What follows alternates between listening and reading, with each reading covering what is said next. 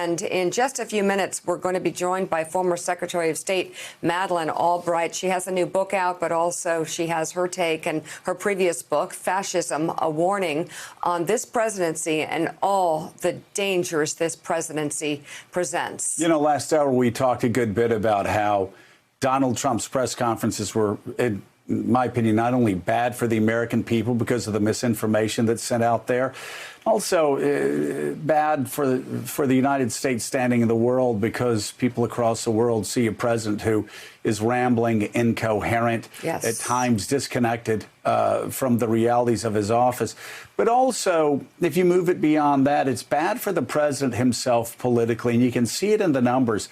He's addicted to these daily press conferences. He's looking at the numbers and comparing it to The Bachelor and sporting events. Right. But at the same time, you look at the numbers that are going to matter to him in November. He's losing badly among independents. He's losing more people in the suburbs. The numbers just keep going down. And you can see that, Adrienne Elrod, in Wisconsin, where you had an extraordinarily important judgeship for the Supreme Court of Wisconsin that was going to be determining whether, tens of thousands of people were purged from the voting rolls. And despite all of the Republicans' efforts to hold this in a pandemic, to keep down Democratic turnout, Democrats won in a big way that you can only interpret as a huge loss for Donald Trump. Yeah, you're exactly right, Joe. And all you have to do is look at the photos that you provided in the previous segment of all of the voters who are standing there in line, frankly, putting their health at risk to turn out in this vote. Yeah. Despite the fact that Republicans were trying to suppress this vote, despite the fact that the Republican state legislature, as you noted, Joe, was relentlessly trying to suppress this vote, Democrats still turned out and won, not just by 1 or 2 points. They won by 120,000 votes. It was a big, big win for Democrats. And of course, Joe, it's not just Wisconsin. It's almost every special election, every midterm that we've had since 2016, since November of 2016. Democrats have done well, and it's not just Democrats that they're bringing along. It is independents, it's moderate Republicans, it's those precious swing voters that we need to defeat Donald Trump. The trend has been continuing, not just in the last few weeks, but really in the last 3.5 years. So Joe Biden's got a lot of runway here. You think about this, Joe, we unified the party right around the convention in 2016. We now have party unification 6.5 months before the general election. This is a really good place for Democrats to be. It's a great place for Joe Biden to be. We've got a lot of work to do, but we are sitting in a very good spot right now. All right, Adrienne Elrod, thank you so much for being on this morning. Bob Costa, before we launch into all the headlines, the one thing that's really different during this time for this president, and I don't think Trump is able to conceptualize it, it's a different dynamic. People are busy usually. So the Mueller report or the Ukraine scandal, they're busy, and he's rebranding, and perhaps his New York way of commanding the headlines might have passed over his people. But this is different. People are home, they're watching, they're scared, they're reading, they're assessing this for themselves. They're calling their doctors. They know people who have died. They know people who are serving on the front lines. They are worried for their family members. Their children are not in school. Is there a sense in the White House that there is a different dynamic at play here, and the president might be being held to an actual standard for once?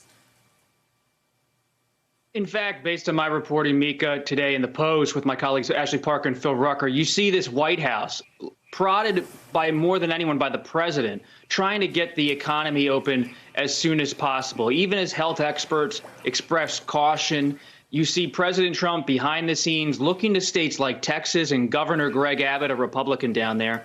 He's already committed to signing an executive order to outline the steps to reopen his state. So we've been told by top officials that President Trump's looking at Governor Abbott and others, and he's saying if the states are going to start to move, hey, I may have some cover here to start to move forward myself to push them along. And so they're all calculating what's the move to try to keep his reelection on track That's always paramount inside of this White House. He thought he would run entirely on the economy. Now it's about trying to get the economy back. But he has to weigh, and his officials say this, he has to weigh the health concerns at the same time.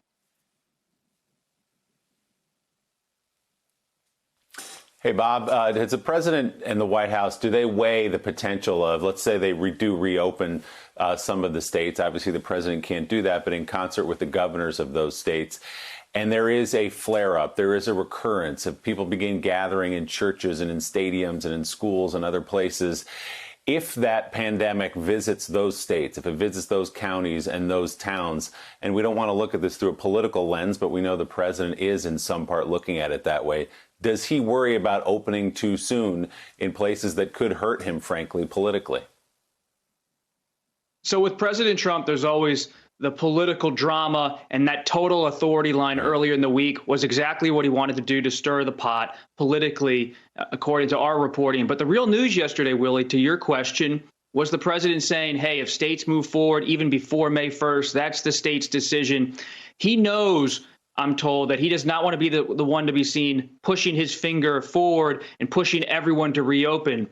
But he wants to see some of his allies in some of these red states reopen on their own, so it can seem like almost a collective red state effort that he can get behind, so he doesn't have total responsibility. Forget total authority. He doesn't want to have total responsibility for different curveballs that come on the health front.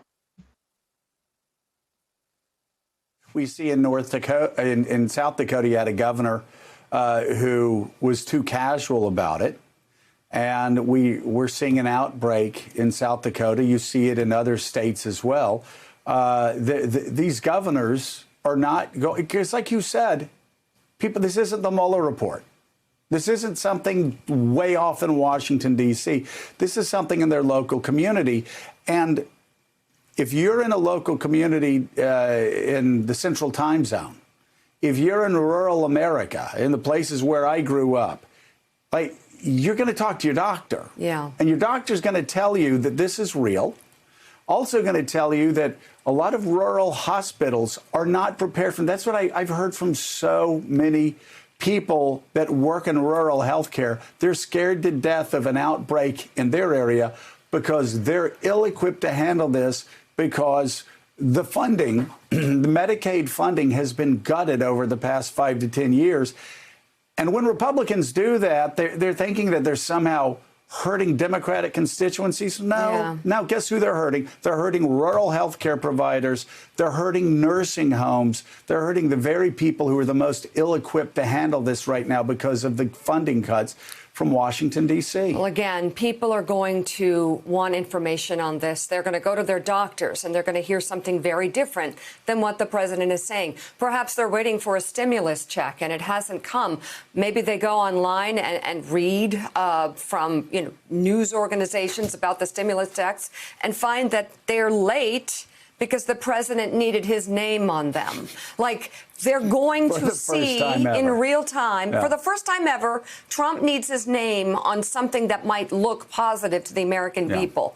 But what he doesn't understand is they see the whole picture. It's it's important to them. Actually delaying the checks. And this is, again, this is what an autocrat in training would try to do. It's absolutely ridiculous. Delaying even for a couple of days. People who desperately need these checks. And by the way, you know what people are spending these checks on, according to reports? Food. Yeah. They need the money to buy food, to buy groceries for their families.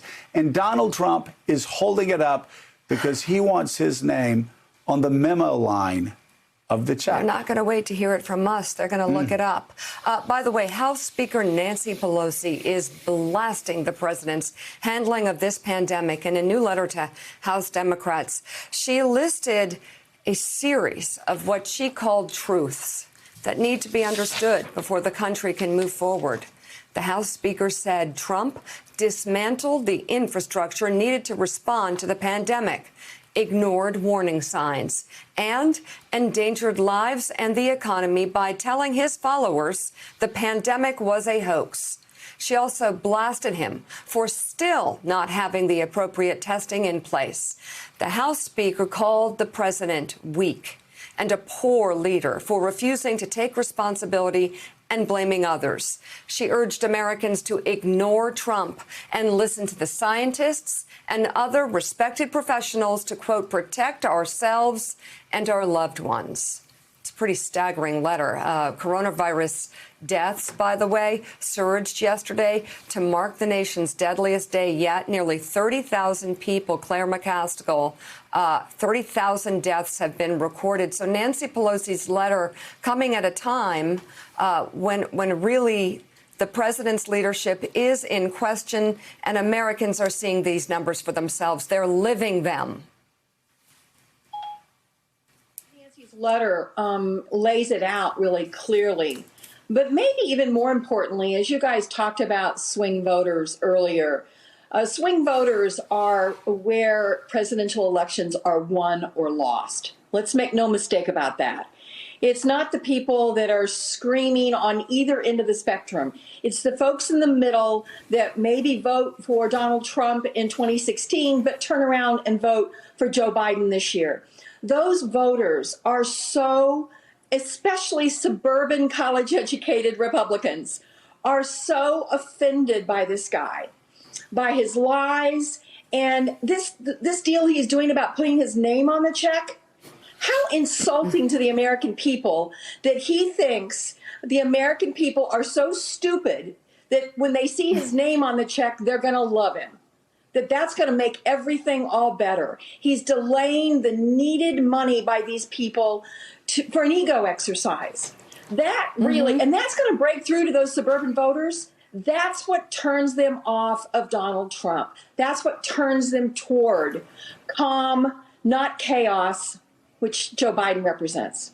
Thanks for checking out MSNBC on YouTube, and make sure you subscribe to stay up to date on the day's biggest stories. And you can click on any of the videos around us to watch more from Morning Joe and MSNBC. Thanks so much for watching.